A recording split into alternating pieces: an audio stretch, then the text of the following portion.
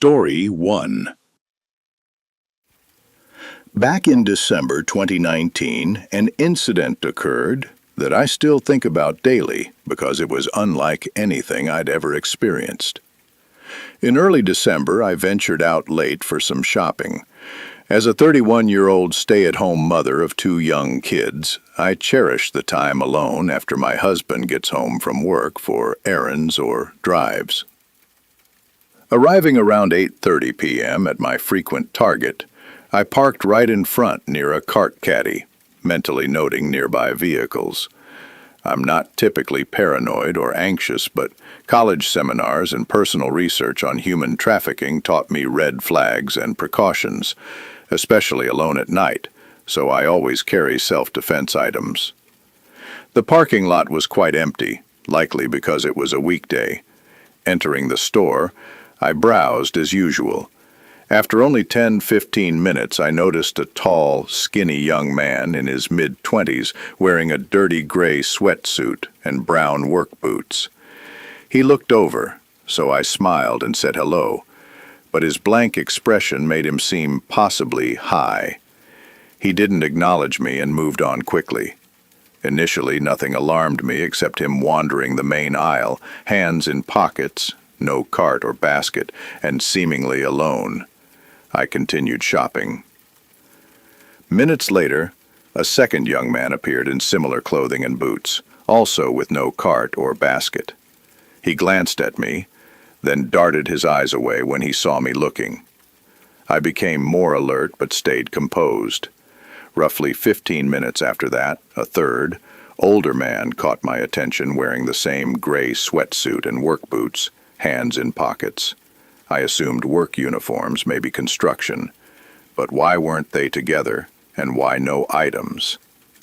Focusing became difficult. A bad feeling settled in. Over the next 20 minutes, I felt monitored by all three, like they communicated my location. Every department I entered, one would soon pass my aisle, making their presence known.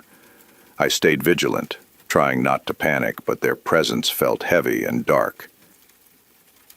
To test my gut feeling, I started moving randomly between aisles and departments. Consistently, within minutes of entering any aisle, one would appear, staring me down as they passed. It felt like being surrounded, hunted. They stopped trying to hide, which was the scariest part. Every instinct screamed to leave. I gripped my cart tightly, planning to use it for distance if needed. After about an hour of shopping, I was ready to check out, but felt too uncomfortable to continue. The men had followed me the whole time, and the store's emptiness, usually why I liked night shopping, made it worse.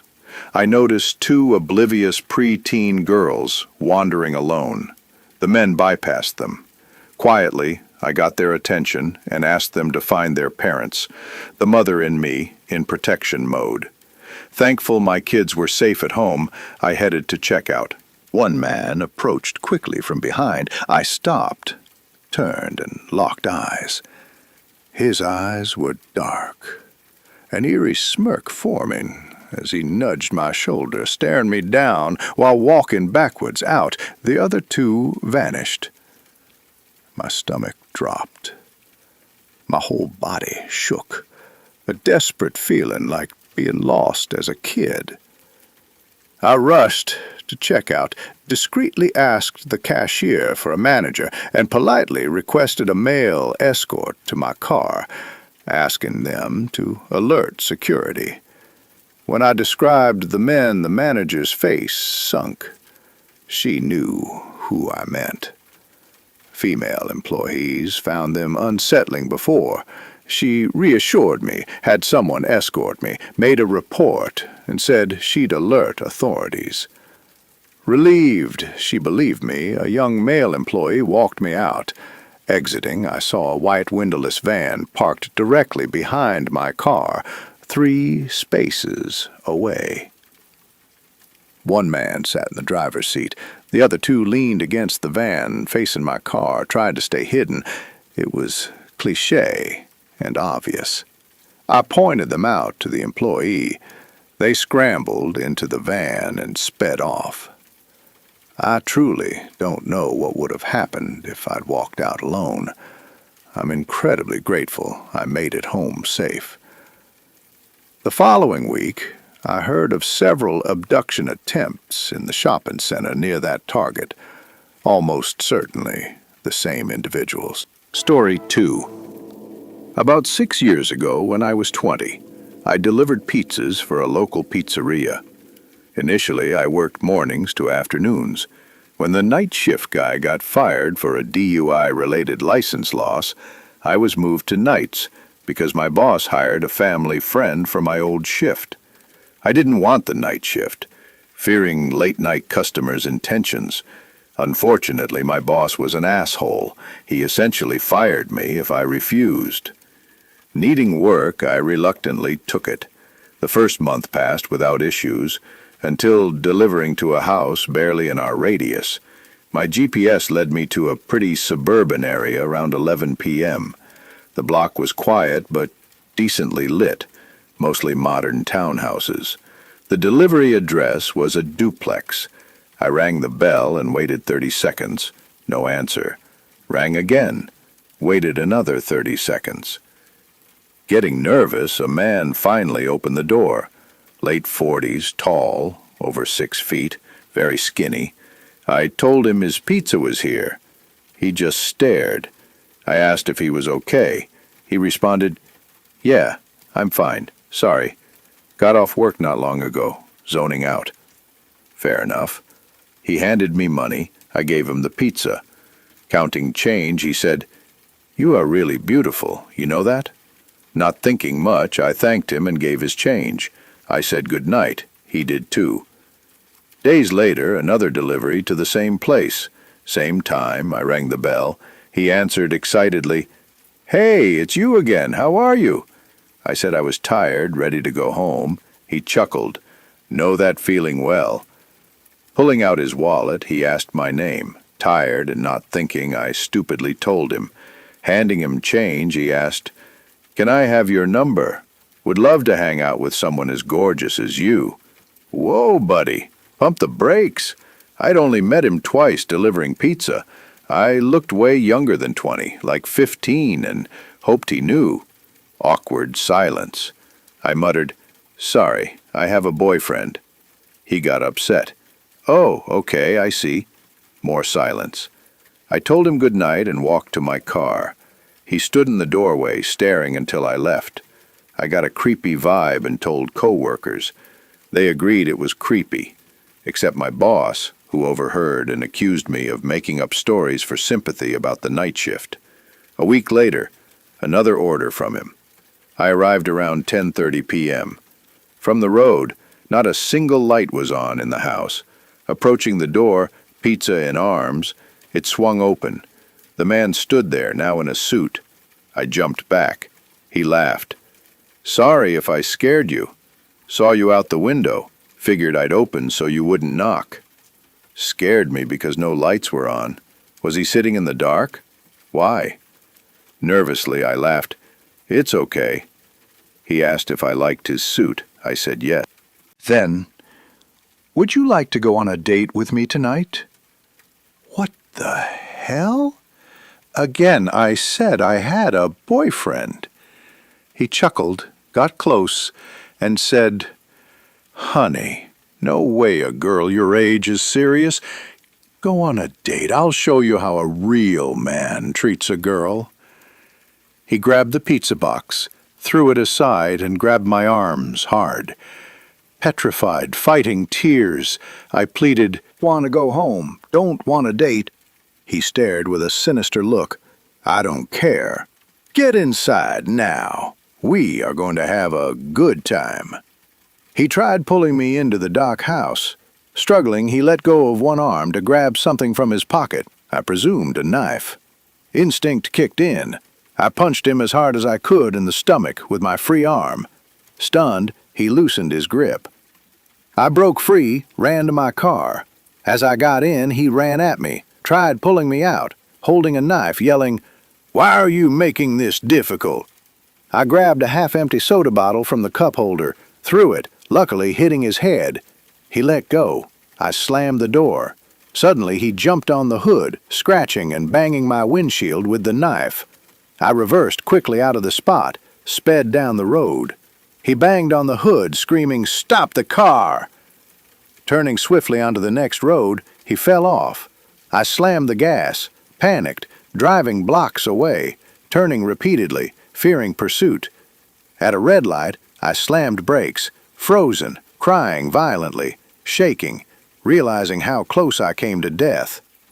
When green, I pulled over, cried more. Eventually, I drove back to the pizzeria.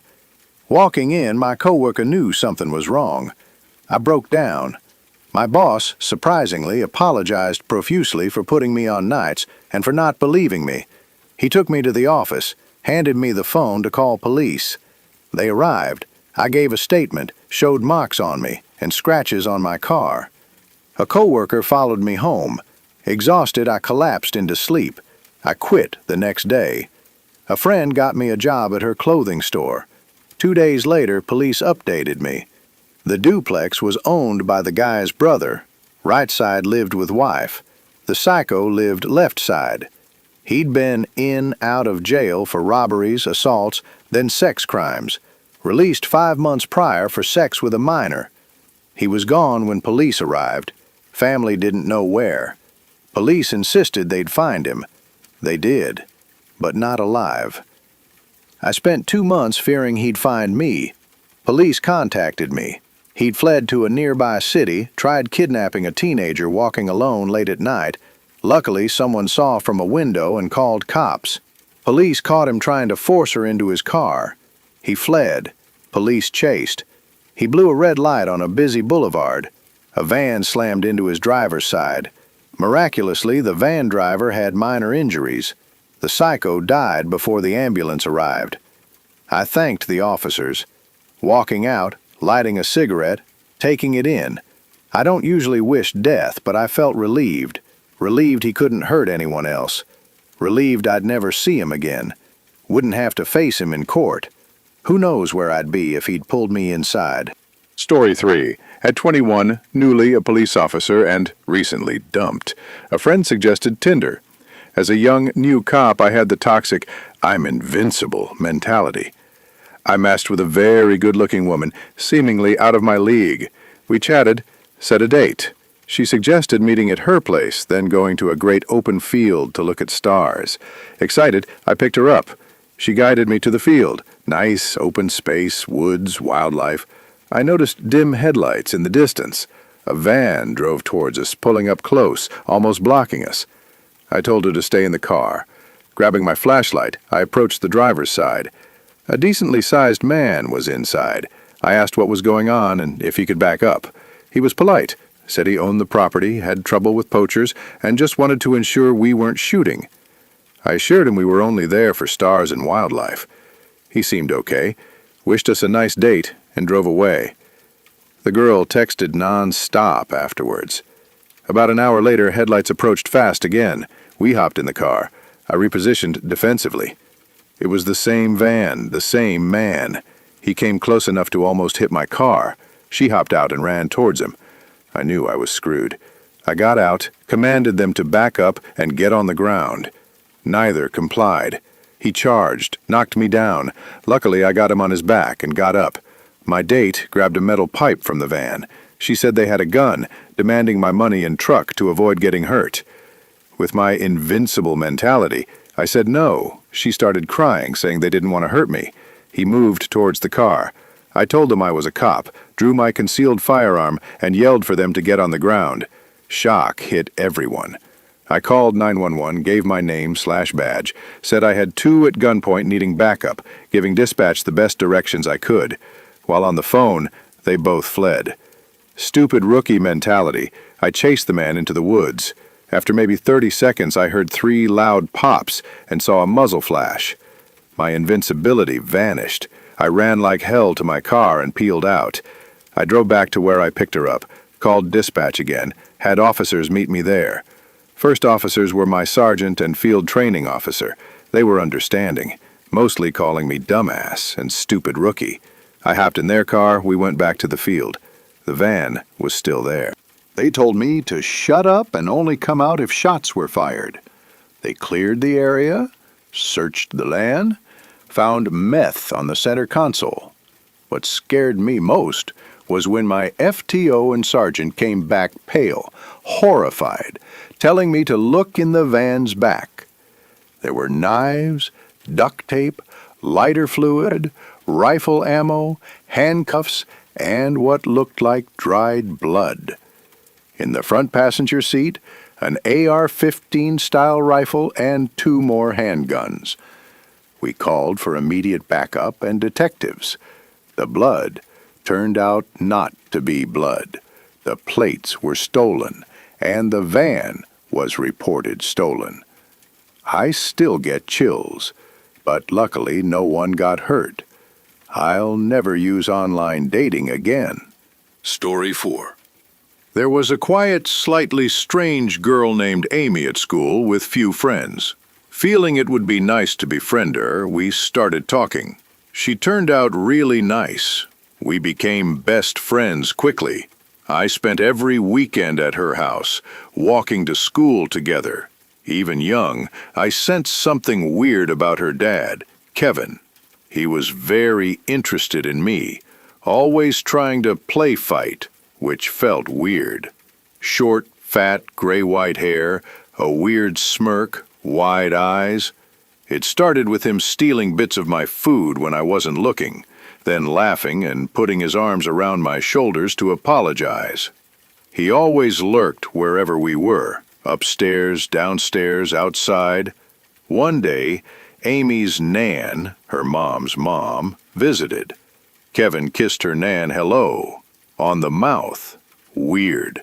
Then it turned into the creepiest, sloppiest French kiss. Everyone except me and Amy found it funny. Amy smiled for her family. I was horrified. I felt I had to go back for Amy. Later, playing in her room, Kevin came in, started an argument over nothing. It got heated. He grabbed rubbish bags, threatening to throw away all her toys. Amy, 11, got hysterical. We followed him downstairs. He told her if she spoke like that again, she'd regret it. Then he started removing his belt. What the hell? She pushed me towards the front door near the stairs so we could run out, half laughing like it wasn't serious, but I knew it was. I got out, turned, waited. Kevin slammed the door shut, not the porch door. I heard Amy screaming at the top of her lungs. Terrified but not wanting to leave her alone, I just stood there. Eventually, I found courage to go back in. Upstairs, Amy brushed her doll's hair, smiling with a tear-stained face. Feeling I had to protect her, I kept visiting, not telling my mom. One night, I woke up thirsty. Going downstairs, Kevin was laying on the floor in the dark in just tidy whities, staring at me. Creepiest thing. Lit by street lamp through the blinds. I didn't get a drink. I ran back upstairs. I wouldn't go over if he was there or sleep over anymore. I'm not sure I ever told my mom. She might kill him. Recently, talking to Amy, she opened up. She sent me her mental health assessment. When she was 10, she woke up to Kevin assaulting her 15-year-old sister, who screamed for Amy. It also stated he beat Amy regularly. Most recently, 2 years ago, he beat her up in front of a friend, and the friend called the police. Story 5. Fresh out of a significant 4-year relationship, nearly engaged, moving in, I took time to get myself together. Friends encouraged me to get back out there. I wasn't interested, but they insisted on casual dates for practice, worried I was becoming hermetic. I matched with a girl home from college for summer. She lived a bit out of my way, but was eager to meet, willing to come to me. Not very interested, but friends pushed practice. Crucially, I was extremely honest, not looking for anything serious, fresh out of something, just exploring. She persisted it was okay. We agreed on casual lunch at a sports bar. Arriving, she was already waiting. put off by how different she looked from pictures, easily 5 years older, verified by tattoos she had now, but not in pics, not attracted, but there for new experiences. Felt bad. She seemed incredibly shy and awkward, hands shaking, reaching for her glass. Found it endearing, tried relaxing her, asking about where she grew up, music, school, got one-word answers. This lasted an hour. She wasn't engaging, keeping an open heart, understanding anxiety. Then she pulls out a book. "I got this for you." Grateful, I thanked her, asked what it was about. She looked at me funny. "You're kidding, right?" Confused. "This is your favorite book." "He told me this was your favorite book." I said no, never heard of it. We concluded she confused me with someone else she'd chatted with. Found it hilarious. She was embarrassed, made light of it, said it was funny, Tinder culture. Finishing lunch, still one-word answers. I hinted ending by saying I had to feed animals, do laundry. She adamantly wanted more time, asked to do something else. Trying to be decent, I agreed, found a nearby park to walk. Broad daylight, kids playing basketball, joggers passing. Sat on a bench, tried conversation again, still one-word answers. Out of nowhere, without warning, she aggressively kissed me, tongue and all. Shocked, frozen, didn't know what to do. The timid, shaking woman turned into a bear mauling my face. Head spinning, confusion, anxiety. Felt like forever. Prayed to stop. Put off, afraid to do, say anything, hoping my non-reciprocating body language would stop her. A nasty guy walked by, gawking, catcalling, propositioning us for a three-way. What the hell? 1,000 types of uncomfortable. After telling him no several times, he left. She just laughed. "Who are you people?" Insisting I needed to leave, she ignored it. Got close again. "Did you like that? Do you think I'm sexy? Do you want me?" Nervous, I said, "I really need to get home." "Can I come?" Very firmly, I said no. She tried persuading me to let her come back. I said no more than 3 times. Finally home, shaken. Felt very abnormal. She texted after getting home, asking for a second date. Kindly, despite discomfort, I lied I thought she was cool, had a nice time, but didn't feel anything, and reminded her I wasn't looking. She text-bombed crazy messages, didn't understand, thought I was so into her, things went great. Didn't respond, boundaries crossed. Texts continued, couldn't believe someone so upset over a first date they didn't stop. Texts made it seem like we ended a 2-year relationship. Then she called. I blocked her. Story 6. Raised in a strict but loving Christian household in the Bible Belt, I broke a few rules as teens do. The summer before college, I started dating Johnny, slightly older, known from high school, attending my future college. He was a catch. Handsome, football team, full academic scholarship, funny, personable. We bonded over teetotalism and pranking. Best part, he had his own college apartment 4 hours from my parents. I'd sneak up, pretending to visit friends. Parents didn't know I had a boyfriend. Just turned 18, enjoying rebellion, but still largely followed parents' rules/morals. My mom wisely encouraged not sleeping with just anyone. I held strongly to that. Sleepovers with Johnny, but no sex. He seemed to respect it. 1 week midsummer, I had 3 days off work. Perfect for driving to see Johnny. He was excited. We had a great day. Nerf gun wars, reading Stephen King, making out.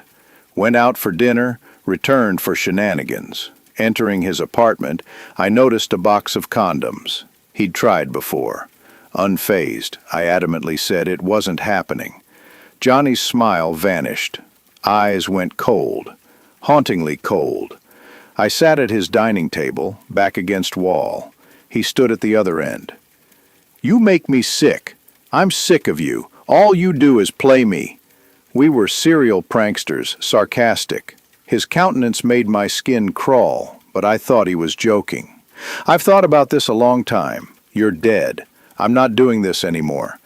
You make me so sick. I hate you. You're dead to me. Unnervingly calm voice. Hint of anger I'd never heard. Fists clenched, veins popped. First time I felt unsafe. His second-floor campus apartment was deserted summer.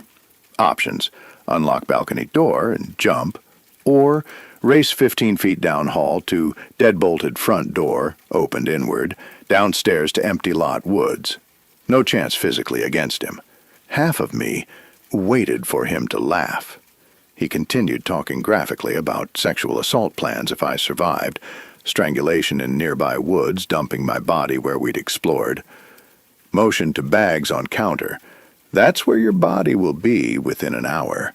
Enough. His plan was too well thought out. Small but stubborn. I'd fight. Wicked straight face. Stood up, held his gaze with ferocity. You're real funny. I almost believed you. Wouldn't have worked anyway. What I was going to tell you before, my dad asked me to come home tonight. Needs help first thing with the garden for Mom's birthday. Kyle hurt his back.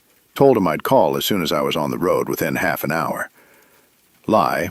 Not great. Delivery convincing. Dangled my phone.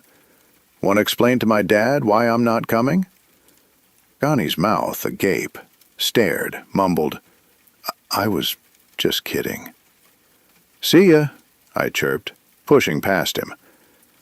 Gamble paid off. Grabbed purse, shuffled down hall, feeling his eyes burning, disengaged deadbolt, walked out, fought urge to run, too far from car. Refused to let him see me scared. Walked entire length of car park, always parked far out, near woods, he mentioned. Knew he watched. Driving past his apartment, saw his shadow in balcony window, waved as he stared. Drove miles to nearest Walmart, sun setting, people milling, collapsed on steering wheel, broke down, sobbing. Drove 4 hours home, stupidly didn't process it, banished it. Next few years avoided Johnny, blamed myself for naivety. Finally told my mom 4 years later. Processed it. Story 7. Christmas time. Staying at my wife's childhood home with her mother and cats. A single story on a quiet cul-de-sac, fresh lawns, flags, empty sidewalks. Attached garage had 2 doorways besides the main door, one to garden backyard. Covered doggy door with nailed wood, always slightly uncomfortable. One to kitchen, flimsy, wouldn't stop much. Sleeping in wife's old bedroom at front of house. 3 a.m., deep sleep. Heard a scream. "What are you doing?" My mother-in-law's voice echoing down hall, jet engine loud, bolted up. Even asleep, sensed urgency, not, "You scared me," but, "Someone's about to be murdered." That true crime fear. This can't happen to me. Learned I'm a fighter. Leaped out of bed, growled, "I'm going to kill you," in manliest voice. Took off running. Tore open bedroom door, ran down hall. Saw mother-in-law at end, nightgown, look of utter shock. Eye contact as I ran towards her. She turned head, looked into kitchen. I hurried past, rounded corner. Hollow core kitchen door obliterated, shards scattered. Saw electric garage doors open too. Ran into garage. Heard someone hopping into a running car just out of view. Made it onto driveway, saw car peeling out from sidewalk beside house. Adrenaline pumping, idiot me ran barefoot after it. Gave good go, but no match. Vanished down street. Police arrived within 3 minutes. Reassuring. Took statements. Mother-in-law heard noise. Door kicked in. Walked into kitchen. Encountered burglar.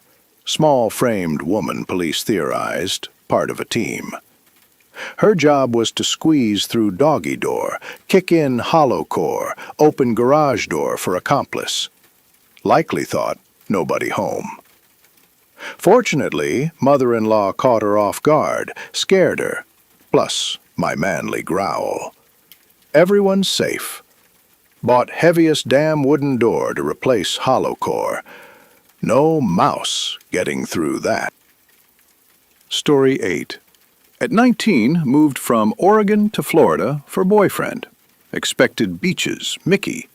Got swamp, bugs, dirt roads. Lived in Hawthorne, near Gainesville.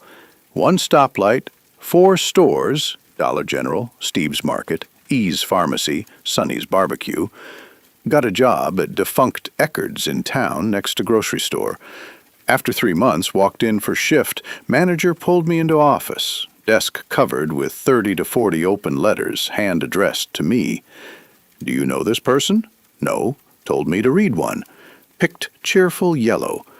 Inside, 2 handwritten letters. Magazine cutout of blonde woman like me. Manager watched. Letter skipped around confusion, mostly imagining spending time together. Much sexual. Descriptions about washing/smelling my hair, moonlight. Sentences highlighted/underlined. First thought, fired? Do you know David Elrod? Yes, I think so. Tall, lanky, thick glasses, frizzy dark blonde hair. Regular, comes couple times week for Diet Coke, mom's meds. Late 20s, socially/mentally challenged. Sometimes lingered/stared at register, figured poor social cues or adjusting eyes, harmless compared to others. Until that day in Eckerd's office. Knew he wrote them from a strange encounter 2 weeks prior. Working, he came behind, touched, caressed my hair. I removed it. He apologized. Weird, no harm. Told manager this. He said customer banned. I was sent home while they worked on details. What details? Confused, drove home, strange day. 2 hours after getting home, knock on door, looked out. Resembled SWAT team, tactical gear, large weapons, suits, uniformed police, slow motion, opened door. Female officer held up familiar letters. Can we come in? Talk about these? Realizing whole town read them, wanted to pass out. Barely knew the guy. Sat on couch. Female officer spoke. Boyfriend shot dirty looks from bedroom. Mentioned Eckerd's letters, trespassing notice attempt. Whole department knew David. Confronted at residence. Tried serving notice. He insisted 45 minutes it was mistake. I wanted to talk. Combative, persistent. They pursued stalking charges. Stalking charges? I asked. She continued. Need to know David killed. Partially dismembered mother at 12. Released from juvenile psych facility less than 4 years ago. Found disturbing materials at home. Believe he's stalking you. Mind wandered. David arrested next day for stalking after found in Eckerd's lot. Last word. Back to psych hospital. At least temporarily. Never read letters fully before evidence vault. Never explained what found at house. Boyfriend huge dick about it. Moved back to Oregon a week later. Story 9. 22 female. Worked at a mall. Often dark when I got to bus stop. Druggies and creeps around. Mostly didn't bother me. One night, walking later than usual, saw truck. Guy. Talking to teen girl. Thought nothing. Teens often picked up. Getting closer. Saw she was upset. Thought fight. Guy looked up angrily as I sat down. Heard him. Hey, honey, come home with me now. Mom's worried. She backed up slowly. Looked up. Terrified face. Man clearly drinking. Liquor smell. Not stumbling. Stomach sank. Bus. 30 minutes away. Small, 5-foot woman. Feeling he wasn't father. Come on, honey, get in truck. Get in truck now, late. Didn't know of father. Decided to act. Hey, wow, haven't seen you long time, to girl. Chatted. She sat down, ignoring him. Visibly angry, went to truck, hoping leave. Girl, sat next me, explained. Man not father. Didn't know him. Try and get her go. Okay, act natural. Keep refusing. Guy came back, phone to ear, pipe wrench. Okay, dumbass, get in truck. Mom's pissed. Lady, mind business, parent-child. Told him clearly, not father. Leave before cameras capture illegal. He looked like realized cameras existed, but decided went too far. Grabbed girl's arm, dragged as struggled. Tried push-off. Knock it, father-daughter. Saw security guard window. Mouthed, are you okay? Mouthed back, not. Shook head. Immediately unlocked door. Grabbed phone. Calling police. Creepy man saw. Decided leave. Swearing. Speeding off. Girl shaken. Crying. Real parents came not long after. Left after giving police statement. Number. Glad I there.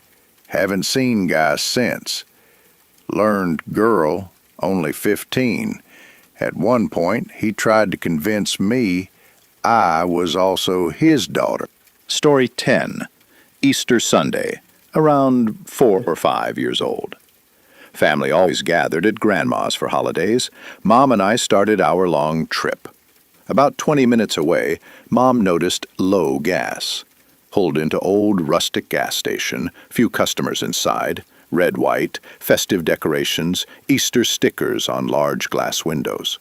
Mom taught me not to talk strangers, open doors for anyone but her. Trusted me enough, leave car alone briefly to pay. Nice day, windows down for breeze. Waiting, adjusting colorful paper clippings in Easter basket. Looked out back seat window. Saw tall, older man, maybe 30, approaching window. Crouched, looked in. Hi there. What's your name? Remembered shouldn't talk strangers. Told man Mom says shouldn't speak strangers, he replied. Well, we can be friends. Name's Charlie. Know me? Not stranger, huh? Child logic, since stranger is someone unknown, knowing name meant not stranger. Short conversation, don't remember much. Remember him saying I had nice Easter basket. Started feeling sick stomach. Didn't know why. Mom walked out station, noticed man immediately, approached quickly. What do you think you're doing? Man panicked, pulled door handle violently. Realized locked. Reached in window, grabbed wrist. Tried pull me out. Scared, panicked. Pulled against him. He let go, took off running. Mom ran to car. I unlocked doors. She grabbed me, pulled into almost painful bear hug. Inspected closely. Repeatedly asked if okay. Slight bruise, redness on arm, otherwise shaken. Reality set in. Cried, held Mom. Don't remember after. Mom said called police immediately. To this day, Mom says most frightening moment her life. Claims if arrived later to empty car, couldn't live with herself. Story 11. Long ago, 2006. Couldn't have been older than 4. Vividly remember fear.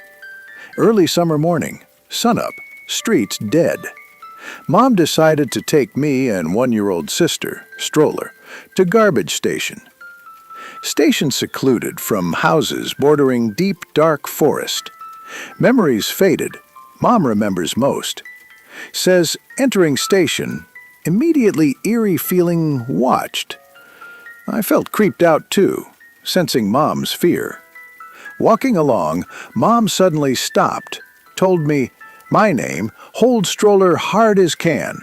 Don't let go no matter what. Most vivid memory. Never forget words or how they made blood turn to ice. Frozen. Mom stern, but toddler senses fear. Mom scared shitless. Rest blur. Mom's perspective. Not far, truck parked, man seated front. Nothing unusual initially. Truck driver's rest roadside. But man stared, wouldn't stop.